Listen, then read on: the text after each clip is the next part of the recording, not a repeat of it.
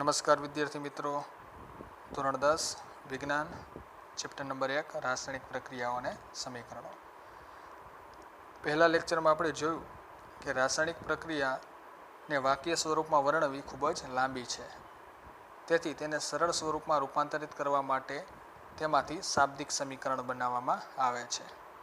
અને હજુ રાસાયણિક પ્રક્રિયાને શાબ્દિક સમીકરણ કરતાં પણ વધુ સરળ રીતે દર્શાવવાની એક રીત છે, જેનું નામ છે રાસાયણિક સમીકરણ લખવું. એટલે કે શબ્દોની જગ્યાએ જો આપણે રાસાયણિક સૂત્રોનો ઉપયોગ કરીએ તો રાસાયણિક પ્રક્રિયાને વધુ સંક્ષિપ્ત અને ટૂંકમાં લખી શકાય. એટલે કે સરળ એવું રાસાયણિક સમીકરણ તૈયાર કરી શકાય છે. તો કોઈ પણ રાસાયણિક પ્રક્રિયા હોય તેને રાસાયણિક સમીકરણ દ્વારા રજૂ કરી શકાય છે. પ્રવૃત્તિ 1.1 શરૂઆતમાં આપણે જોઈ હતી કે મેગ્નેશિયમની પટ્ટીને ઓક્સિજનની હાજરીમાં સળગાવીએ ત્યારે તેમાંથી મેગ્નેશિયમ ઓક્સાઇડ બને છે. તેને રાસાયણિક સમીકરણ સ્વરૂપે લખવું હોય તો આ રીતે લખી શકાય: મેગ્નેશિયમ એટલે Mg પ્લસ ઓક્સિજન વાયુ એટલે O2 તેમાંથી બને છે, એટલે કે ઇટ ગિવ્સ મેગ્નેશિયમ ઓક્સાઇડ કે જેનું સૂત્ર છે MgO. તો આ બન્યું સરળ સાદું એવું રાસાયણિક સમીકરણ. યાદ રાખો, રાસાયણિક સમીકરણમાં તીરની ડાબી બાજુએ અને તીરની જમણી બાજુએ પરમાણુની સંખ્યા સરખી હોવી જોઈએ. જો બંને તરફ પરમાણુની સંખ્યા સમાન ન હોય તો તેવા રાસાયણિક સમીકરણને અસમતોલિત કહેવામાં આવે છે. તો તેને સૌપ્રથમ સમતોલિત કરવું જરૂરી બને છે. એટલે કે બંને તરફ નિપજ અને પ્રક્રિયકમાં પરમાણુઓના દળ કે સંખ્યા સરખી હોવી જોઈએ. આ પ્રકારના રાસાયણિક સમીકરણને માળખાકીય રાસાયણિક સમીકરણ તરીકે પણ ઓળખવામાં આવે છે. તો ચાલો જોઈએ કે અસમતોલિત રાસાયણિક સમીકરણને સમતોલિત કેવી રીતે કરી શકાય છે. વિદ્યાર્થી મિત્રો, આપણે ધોરણ 9ની અંદર દળ સંચયના નિયમ વિશે સમજૂતી મેળવી ગયા. ત્યારે આપણે જોયું કે કોઈ પણ રાસાયણિક પ્રક્રિયામાં દ્રવ્ય એટલે કે દળનું સર્જન પણ થતું નથી અને તેનો વિનાશ પણ થતો નથી. કહેવાનો અર્થ, કોઈ પણ રાસાયણિક પ્રક્રિયાની અંદર નિપજમાં રહેલા તત્વોનું કુલ દળ એ પ્રક્રિયકોમાં હાજર રહેલા તત્વોના કુલ દળ જેટલું જ હોય. કહેવાનો અર્થ એવો છે કે પ્રક્રિયકો અને નિપજો બંનેની અંદર રહેલા પરમાણુઓની સંખ્યા પણ સરખી હોય, તેનું દળ પણ સરખું હોવું જોઈએ.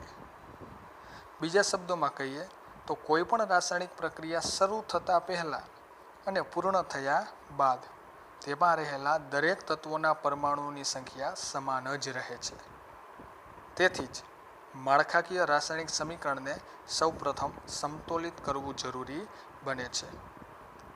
તો ચાલો એક ઉદાહરણ લઈએ અને તેમાં જોઈએ કે આપેલું રાસાયણિક સમીકરણ સમતોલિત છે કે નહીં. જો અસમતોલિત હોય તો તેને સમતોલિત કરવું પડે છે, અને જો સમતોલિત આપેલું જ હોય તો તેની અંદર કંઈ ફેરફાર કરવાની જરૂર રહેતી નથી. આપણે પ્રવૃત્તિ 1.3 જોઈ ગયા, જેમાં જોયું કે કોનિકલ ફ્લાસ્કની અંદર દાણાદાર ઝીંક ધાતુના થોડા ટુકડા લીધેલા અને તેની અંદર સલ્ફ્યુરિક એસિડ ઉમેરેલું અને બંને વચ્ચેની પ્રક્રિયાથી તેમાંથી હાઇડ્રોજન વાયુ મુક્ત થાય છે. આ રાસાયણિક સમીકરણને શબ્દ સ્વરૂપમાં આપણે આ રીતે લખી શકીએ કે zinc plus sulphuric acid it gives zinc sulphate plus hydrogen અથવા હાઇડ્રોજન વાયુ. આ શાબ્દિક સમીકરણ થયું. હવે તેને રાસાયણિક સમીકરણ સ્વરૂપે લખવું હોય તો કઈ રીતે લખી શકાય? તો ઝીંક માટેની સંજ્ઞા છે Zn પ્લસ સલ્ફ્યુરિક એસિડનું સૂત્ર છે H2SO4. તેમાંથી બને છે નિપજ તરીકે ઝીંક સલ્ફેટ કે જેનું સૂત્ર છે ZnSO4 પ્લસ હાઇડ્રોજન વાયુનું સૂત્ર છે H2. તો આ બન્યું સરળ એવું રાસાયણિક સમીકરણ. તમે જોઈ શકો છો કે આ રાસાયણિક સમીકરણ અસમતોલિત છે કે સમતોલિત. તો આપણને કઈ રીતે ખ્યાલ આવે કે આપેલું રાસાયણિક સમીકરણ સમતોલિત છે કે અસમતોલિત? તો તેની ચકાસણી કરી લઈએ. સૌપ્રથમ રાસાયણિક સમીકરણની અંદર આપેલા જે તત્વો છે એ તત્વોની સંજ્ઞા નક્કી કરી લેવી. ત્યારબાદ જોવું કે તીરની ડાબી બાજુએ જેટલા તત્વો આપેલા છે એટલા જ તીરની જમણી બાજુએ આપેલા છે કે નહીં.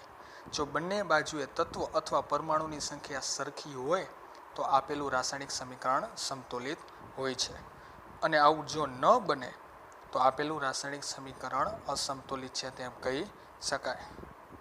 દાખલા તરીકે તીરની ડાબી તરફ ઝીંક એટલે કે Zn તેની સંખ્યા જોઈએ તો 1 છે, એટલે કે પ્રક્રિયકમાં ઝીંક પરમાણુની સંખ્યા 1 છે અને સામે નિપજની અંદર આ ઝીંક પરમાણુની સંખ્યા પણ 1 જ છે. તે રીતે તીરની ડાબી બાજુએ H એટલે કે હાઇડ્રોજનની સંખ્યા જોઈએ તો 2 છે અને તીરની જમણી બાજુ પણ હાઇડ્રોજન પરમાણુની સંખ્યા 2 છે. તે રીતે તીરની ડાબી તરફ સલ્ફર એટલે કે S સલ્ફર પરમાણુની સંખ્યા 1 છે. તે જ રીતે તીરની જમણી બાજુએ S એટલે કે સલ્ફરની સંખ્યા 1 જ છે. તે રીતે તીરની ડાબી બાજુએ O એટલે કે ઓક્સિજન પરમાણુની સંખ્યા 4 છે. તેવી જ રીતે તીરની જમણી બાજુએ પણ ઓક્સિજન પરમાણુની સંખ્યા 4 છે.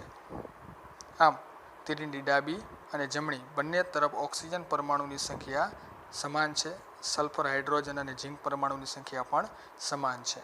એનો અર્થ એવો થયો કે તીરની ડાબી અને જમણી તરફ આપેલા તત્વોના પરમાણુની સંખ્યા સમાન હોવાથી આપેલું રાસાયણિક સમીકરણ સમતોલિત છે. એટલે કે આ પ્રકારના સમીકરણને સમતોલિત કરવાની જરૂર રહેતી નથી, તે સમતોલિત આપેલું છે. એટલે કે બંને તરફ ડાબી અને જમણી બંને તરફ પ્રક્રિયકો અને નિપજોની અંદર પરમાણુની સંખ્યા સરખી છે, સમાન છે. તો આ હતું સમતોલિત રાસાયણિક સમીકરણ. પરંતુ ઘણી વખત આપણને અસમતોલિત રાસાયણિક સમીકરણ આપવામાં આવે છે અને આવા અસમતોલિત રાસાયણિક સમીકરણને જો સમતોલિત કરવું હોય તો કઈ રીતે કરી શકાય? તો આવું જ એક રાસાયણિક સમીકરણ આપેલું છે Fe plus H2O it gives Fe3O4 plus H2. મિત્રો અહીં યાદ રાખો Fe એટલે કે લોખંડની સંજ્ઞા છે પ્લસ H2O એટલે કે પાણી. તે બંને વચ્ચેની પ્રક્રિયા થઈને બને છે Fe3O4 જેનું નામ છે આયર્ન ઓક્સાઇડ પ્લસ H2O એટલે કે હાઇડ્રોજન વાયુ. આપેલ રાસાયણિક સમીકરણ અસમતોલિત છે, તો તેને જોઈએ આપણે સમતોલિત કેવી રીતે કરી શકાય. તો આ રાસાયણિક સમીકરણને આપણે સ્ટેપ બાય સ્ટેપ સમતોલિત કરીએ. પહેલું સ્ટેપ એટલે કે પહેલું સોપાન કે રાસાયણિક સમીકરણને સમતોલિત કરવા માટે સૌપ્રથમ દરેક સૂત્રની ફરતે એક નાનું ખાનું કે બોક્સ બનાવવાનું. બોક્સ બનાવવાનું કારણ એ કે તેની અંદર આપણે કંઈ પણ ફેરફાર કરવાનો નથી.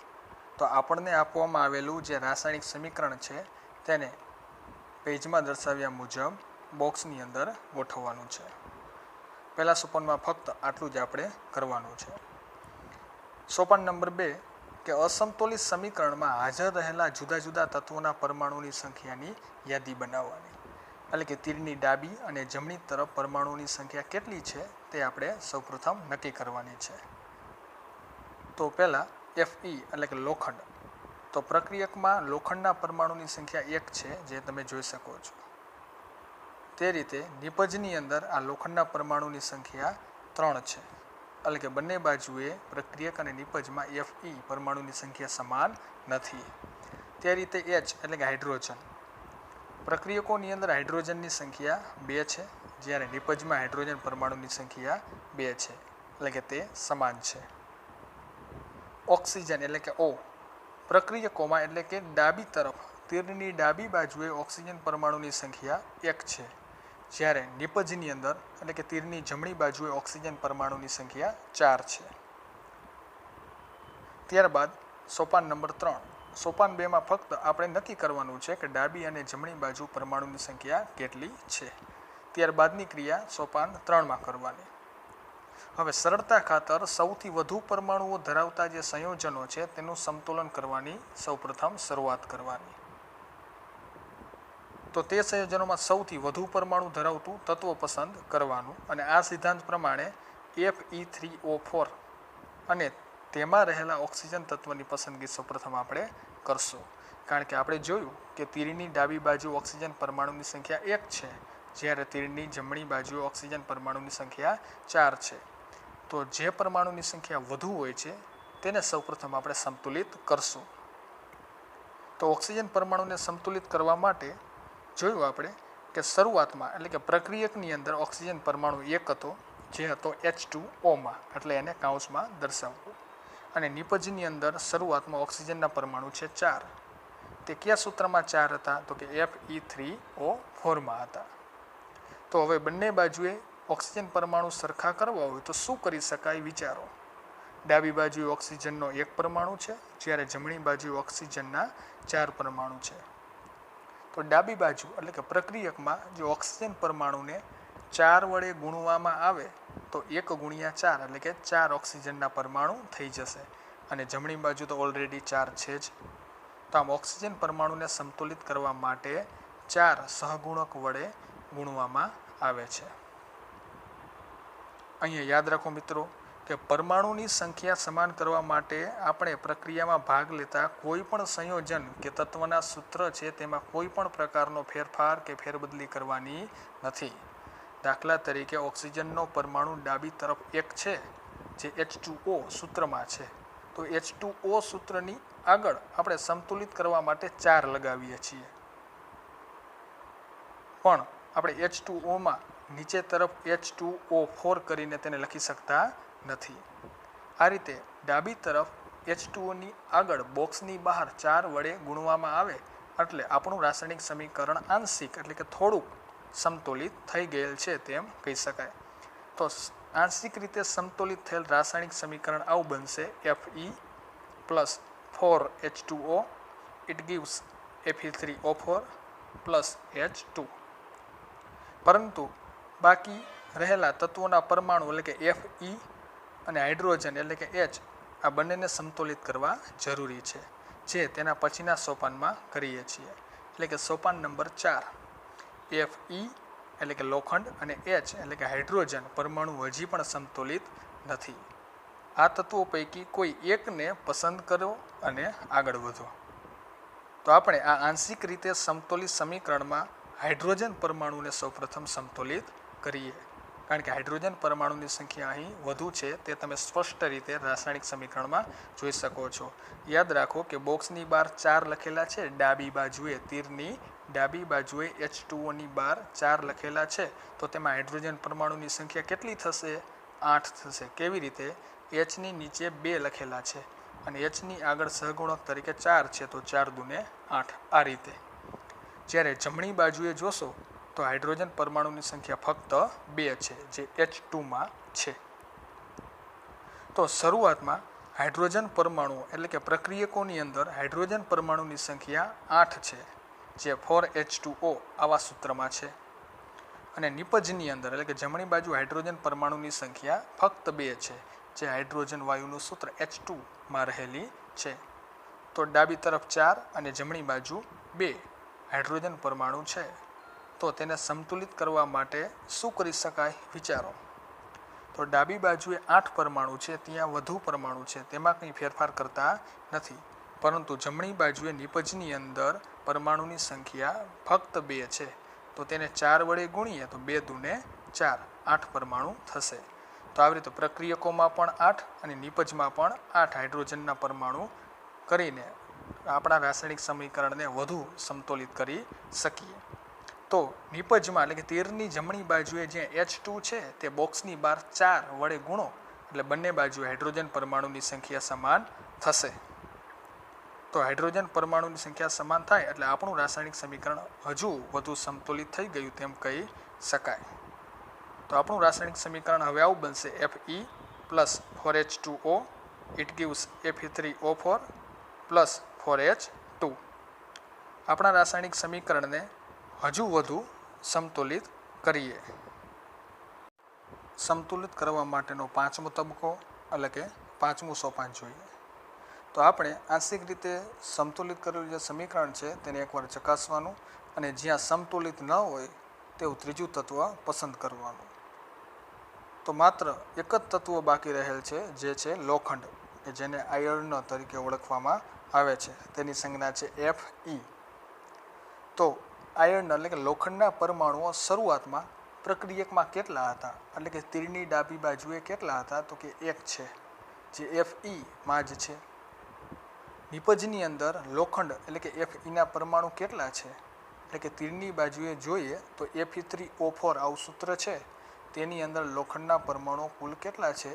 તો તેની અંદર લોખંડના પરમાણુઓ છે 3, જે Fe3O4 આવા સૂત્રની અંદર આપેલા છે. તો ડાબી અને જમણી બાજુએ લોખંડના પરમાણુ એટલે કે આયર્નના પરમાણુને સમાન કરવા માટે શું કરી શકાય વિચારો. જમણી બાજુએ 3 છે, જ્યારે ડાબી બાજુએ 1 છે. તો જે બાજુ ઓછા છે તે બાજુ સમતુલિત કરવાનો પ્રયત્ન કરવો. તો ડાબી બાજુએ લોખંડના પરમાણુઓ છે તેને 3 વડે ગુણવામાં આવે તો 1 ગુણ્યા 3 એટલે કે 3 પરમાણુઓ થઈ જશે, જ્યારે જમણી બાજુએ તો ઓલરેડી લોખંડના 3 પરમાણુ આપેલા છે. તો આમ લોખંડના પરમાણુને સંતુલિત કરવા માટે આપણે 3 વડે ડાબી બાજુ ગુણશું એટલે આપણું સમીકરણ આ રીતનું બનશે. 3Fe plus 4H2O it gives Fe3O4 plus 4H2. હવે સમીકરણને અંતિમ ઓપ આપવા માટે તબક્કો 6 એટલે કે છઠ્ઠા સોપાનની વાત કરીએ. તો અંતમાં સમીકરણને સંતુલિત કરવા માટે એટલે આપણું જે સમીકરણ છે તે સંતુલિત થઈ ગયેલ છે કે નહીં તેની ખરાઈ કરવા માટે પરમાણુની સંખ્યાની ગણતરી કરવી. તો હવે આપણે જોઈ શકીએ છીએ કે ડાબી બાજુએ Feના 3 પરમાણુ છે, તો જમણી બાજુ પણ 3 જ છે. ડાબી બાજુએ હાઇડ્રોજન 4 દુને 8 છે, તો જમણી બાજુ પણ 8 જ છે. જ્યારે ઓક્સિજન ડાબી બાજુ 4 છે તો જમણી બાજુ પણ 4 જ છે. તો આપણું સમીકરણ સંતુલિત થઈ ગયેલ છે. એટલે કે તીરની ડાબી અને જમણી બંને તરફ પરમાણુની સંખ્યા સમાન છે. તો હવે આ સમીકરણ સંતુલિત છે તેમ કહી શકાય. રાસાયણિક સમીકરણોને સંતુલિત કરવાની આ જે પદ્ધતિ હતી તેનું નામ છે હીટ એન્ડ ટ્રાયલ પદ્ધતિ. કારણ કે આપણે પ્રયત્નો દ્વારા નાનામાં નાના પૂર્ણાંક સહગુણાંક વડે સમીકરણને સંતુલિત કરવાનો પ્રયત્ન કરીએ છીએ. પરંતુ ત્યાર પછીનું સોપાન છે 7મું, કે જેમાં સંતુલિત થયેલા રાસાયણિક સમીકરણ છે એ રાસાયણિક સમીકરણમાં આવતા જે તત્વો કે ઘટકો છે તેની ભૌતિક અવસ્થાઓ દર્શાવી, તેના માટે ભૌતિક અવસ્થાઓની સંજ્ઞા લખવી. તો ધ્યાનપૂર્વક આપણે આપેલું જે સંતુલિત સમીકરણ છે તેને જોઈએ. તેમાં પ્રક્રિયકો અને નિપજો જે ભૌતિક અવસ્થામાં હોય તે ભૌતિક અવસ્થાને સંજ્ઞા વડે સૌપ્રથમ આપણે દર્શાવીએ. તો આ સમીકરણની અંદર એટલે કે આપણે જે સમીકરણ સંતુલિત કરેલું તે સમીકરણમાં કોઈ ભૌતિક અવસ્થાઓ આપણને અપાયેલી નથી, પરંતુ આપણે તેની ભૌતિક અવસ્થાઓ આપવા માટેનો પ્રયત્ન કરીએ. યાદ રાખો, રાસાયણિક સમીકરણને વધુ માહિતીપ્રદ બનાવવા માટે પ્રક્રિયક અને નિપજના રાસાયણિક સૂત્રોની સાથે તેઓની ભૌતિક અવસ્થાઓનો ઉલ્લેખ કરવો જરૂરી છે. પ્રક્રિયકો અને નિપજોની અંદર વાયુરૂપ અવસ્થા માટે G એટલે કે ગેસ, પ્રવાહીરૂપ અવસ્થા માટે L એટલે કે લિક્વિડ. જો કોઈ પદાર્થ જલીય દ્રાવણ સ્વરૂપે હોય, પાણીમાં ઓગળેલા સ્વરૂપે હોય તો તેના માટે એકવસ ઉપરથી તેની સંજ્ઞા AQ, અને જો કોઈ પદાર્થ ઘન અવસ્થામાં હોય તેના માટે સોલિડ અંગ્રેજી શબ્દ ઉપરથી તેની સંજ્ઞા S. આવા સંકેતોનો ઉપયોગ કરવામાં આવે છે. યાદ રાખો, કોઈપણ રાસાયણિક સૂત્રમાં તેની અવસ્થા દર્શાવવા માટે તેની સંજ્ઞાનો ઉપયોગ કરવો જરૂરી છે, અને તે સંજ્ઞા આપેલા તત્વ કે પદાર્થની નીચે. આમ આપણા સંતુલિત સમીકરણને ભૌતિક અવસ્થાઓની સંજ્ઞા વડે દર્શાવીએ તો આ રીતે બનશે. 3FeS plus 4H2OG it gives Fe3O4S plus 4H2G. અહીં નોંધો કે H2Oની સંજ્ઞાની નીચે આપણે G સંજ્ઞાનો ઉપયોગ કરેલો છે. H2O એટલે પાણી આપણને પ્રશ્ન થાય, પરંતુ યાદ રાખો અહીં H2O એટલે પાણી નથી. Gનો અર્થ થાય પાણીની વાયુ અવસ્થા એટલે કે પાણીની બાષ્પ અથવા પાણીની વરાળનો અહીં ઉલ્લેખ થાય છે. તો સામાન્ય રીતે જ્યાં સુધી જરૂર ન હોય ત્યાં સુધી રાસાયણિક સમીકરણમાં ભૌતિક અવસ્થાઓનો સમાવેશ કરવામાં આવતો નથી, પરંતુ જ્યાં જરૂરિયાત હોય છે ત્યાં ફરજિયાતપણે યોગ્ય અને સાચી ભૌતિક અવસ્થા માટેની સંજ્ઞા દર્શાવવી જરૂરી બને છે. તો અહીં રાસાયણિક સમીકરણને સમતુલિત કેવી રીતે કરવા તેની ચર્ચા પૂર્ણ કરીએ છીએ. આ ચેપ્ટરનો નેક્સ્ટ લેક્ચર મેળવવા માટે અમારી ચેનલ બીજી એજ્યુકેશનને સબસ્ક્રાઈબ કરો અને બેલ આઇકન દબાવો, જેથી કરીને તમને દરેક વિડીયો મળતા રહે. આભાર.